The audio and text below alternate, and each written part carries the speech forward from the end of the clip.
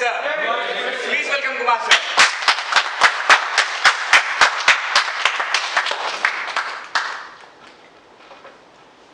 Procrastination, or like I call it, the ADP disorder, the action and decision paralysis disorder. It can be a chronic and debilitating disease for many. It is found in those who merely wish to be successful, and it is absent in those who are successful, those who go on to achieve their goals and fulfill their dreams. Procrastination is a time lag between knowing what to do, deciding what to do, and actually doing it. The shorter the time lag, the closer you are towards your goals. How many of you will agree that all of us here are guilty of procrastination at some point in our lives? Would you like to know how you can banish procrastination from your life? How you can get rid of the disorder from ever affecting you? Yes? Yes. Let us examine why people procrastinate. It is important to note, procrastination is when you know what you're supposed to do, you decide what you're supposed to do, but you actually cannot get yourself to doing it. And this knowing what to do can be anything. Starting a diet, starting a fitness program, preparing for an examination, preparing for a seminar, starting a systematic investment program, or just lifting the phone and calling a loved one, a call that was long overdue. It is in this period of procrastination, there is a dialogue going on in your mind.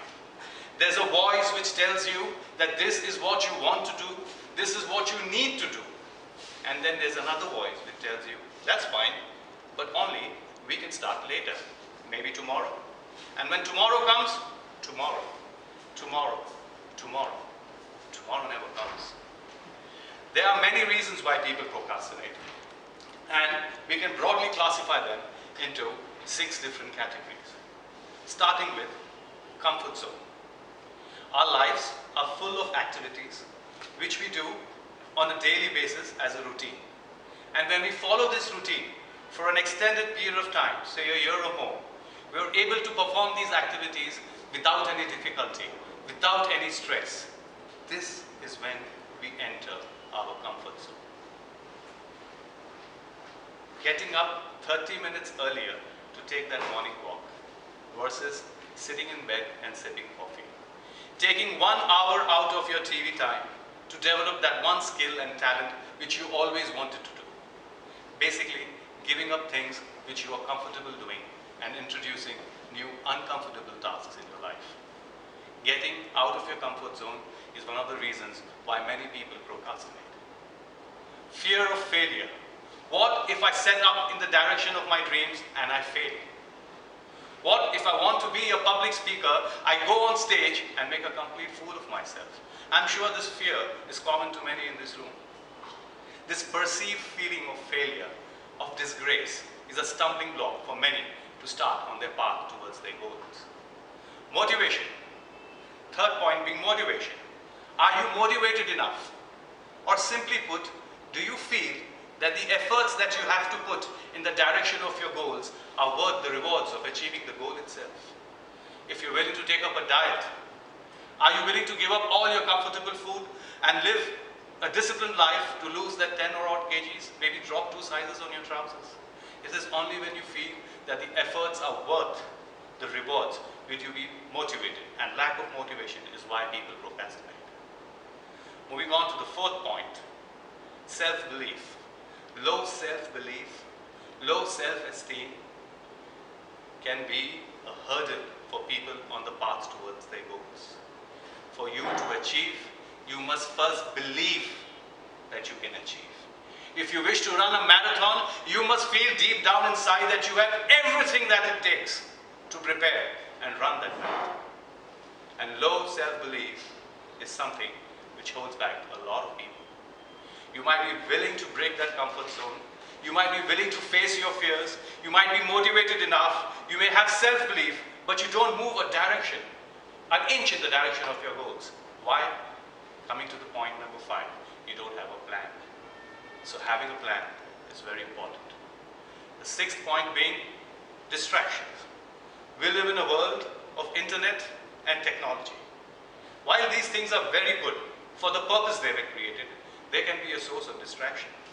How many times that 10 minutes break to check Facebook or watch their favorite serial extended to an hour?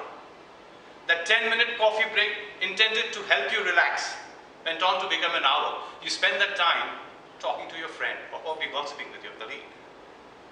These breaks are very well for us to relax, but if not controlled, they lead to a loss of focus. When you lose focus, you postpone your activities. When you postpone your activities, you procrastinate. People might have any one of these reasons, a combination of these reasons, or all of these reasons to procrastinate. Allow me to share with you my experience with procrastination. I always wanted to be a public speaker. And it was very important for me to be one because I intended to take a career in life coach. And public speaking can be a very important tool in the hands of a life coach. Any guesses why I never did it for so long? Procrastination. I had all the reasons to procrastinate in my life. Starting with comfort zone. I live a very comfortable life. I get up at 5:30 a.m. every morning.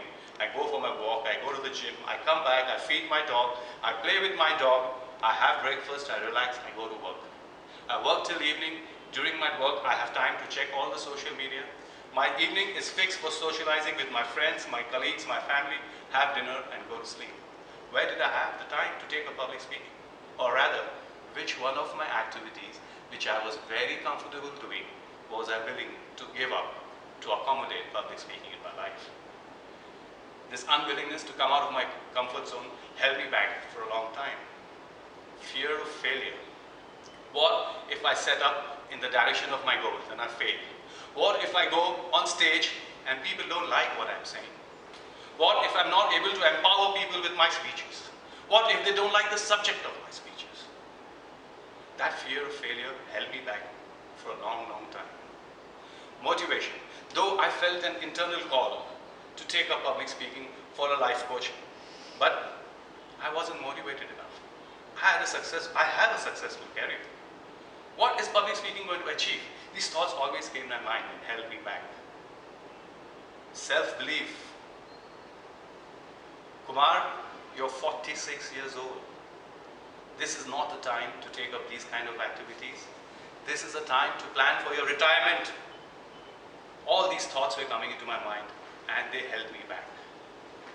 And there were times when I could somehow push myself, get myself out of that comfort zone, motivate myself, believe in myself, but I just didn't know where to start. I didn't have a plan. And distractions, there were many in my life. Every time I decided that I will do something about this plan, invariably there would be a telephone call. And I would feel an urge to answer that call. You know, a friend, a colleague, a telemarketing call.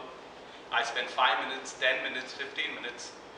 I always felt I could have avoided it, but I lost focus. When I lost focus, I put off making that plan for some time.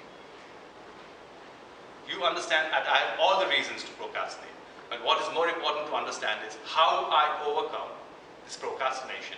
Which tools did I use? Allow me to share with you the tools that I use. I'm sure these will be very helpful to you in your lives too. Starting with comfort zone. I used visualization. I visualized myself as being the best speaker in the world.